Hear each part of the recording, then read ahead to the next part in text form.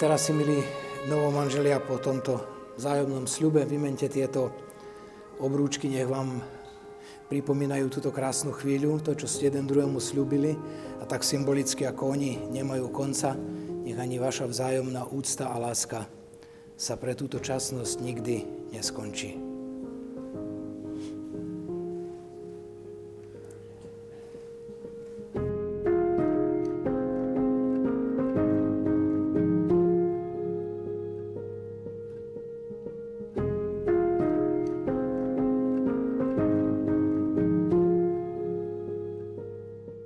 Sú tu dvaja ľudia, Božie stvorenie, ktorých Boh privádza k sebe.